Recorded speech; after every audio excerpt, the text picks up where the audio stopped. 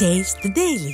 அனைத்திந்திய அண்ணா திராவிட முன்னேற்ற கழகத்தினுடைய மாநிலங்களவையினுடைய தேர்தலுக்கான அதிமுக வேட்பாளர்களுடைய பட்டியலை அதிமுகவுடைய பொதுச் செயலாளர் புரட்சித்தலைவர் எடப்பாடி கே பழனிசாமி அவர்கள் அறிவித்திருக்கிறார்.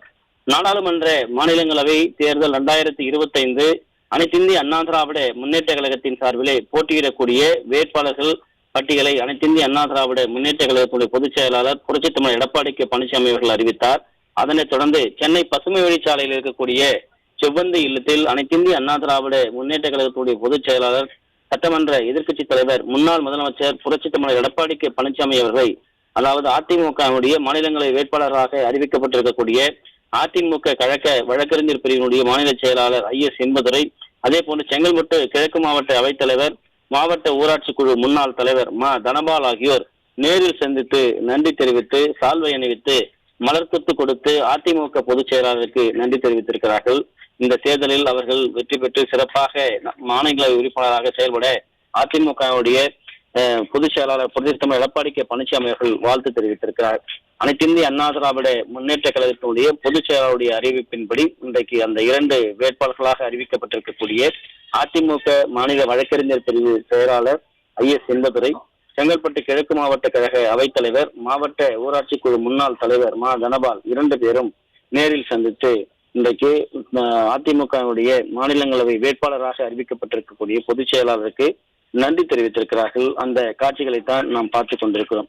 அனைத்திந்திய அண்ணா திராவிட முன்னேற்ற கழகம் எப்பொழுதுமே ஜனநாயக ரீதியாக ஒவ்வொரு தேர்வுகளையும் அதே போன்று ஒவ்வொரு விஷயங்களையும் அணுகக்கூடிய ஒரு இயக்கம். அதனுடைய அடிப்படையிலே இன்றைக்கு இந்த வேட்பாளருடைய பட்டியலை அதிமுகவுடைய பொதுச் செயலாளர் புரட்சித்தலைவர் எடப்பாடி கே பழனிசாமி அவர்கள் அறிவித்திருக்கிறார்கள். அதனுடைய அடிப்படையில் இன்றைக்கு சென்னை செவ்வந்தி இல்லத்திலே இருக்கக்கூடிய கிரினேஷ் சாலை என்று சொல்லப்படுகின்ற பசுமை வழிச்சாலை இருக்கக்கூடிய அதிமுக பொதுச் செயலாளருடைய இல்லத்தில் அவரை நேரில் சந்தித்து இருவரும் தங்களை அறிவித்ததற்கான நன்றியை தெரிவித்திருக்கிறார்கள். உடன் அனைத்திந்திய அண்ணா திராவிட முன்னேற்ற கழகத்துடைய தலைமை நிலைய செயலாளரும் முன்னாள் அமைச்சருமான எஸ்.பி. வேலுமணி, அதிமுகவுடைய துணை பொதுச் செயலாளர் முன்னாள் அமைச்சர் கே.பி. முனுசாமி ஆகியோர் உடன் இருக்கிறார்கள்.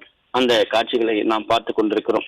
மாநிலங்களவை உறுப்பினராக போட்டியிடுவதற்கு தனக்கு வாய்ப்பு வழங்கியதற்காக இன்பதுரை சால்வை அணிவித்து மலர்கொத்துகள் கொடுத்து நன்றி தெரிவித்துக் கொண்டிருக்கிறார். அவருக்கு அதிமுக பொதுச் செயலாளர் புரட்சித்தலைவர் எடப்பாடி கே பழனிசாமி அவர்கள் வாழ்த்து தெரிவித்திருக்கிறார். அதே போன்று தனபால் நேரடியாக சென்று சால்வை அணிவித்து மலர்கொத்து கொடுத்து நன்றி தெரிவித்துக் கொண்டிருக்கிறார். அவருக்கு அதிமுகவுடைய பொதுச் செயலாளர் பொதுச் செயலாளர் அவர்கள் எடப்பாடி கே பழனிசாமி அவர்கள் வாழ்த்து தெரிவித்து வருகிறார். அந்த காட்சிகளை நாம் பார்த்து கொண்டிருக்கிறோம்.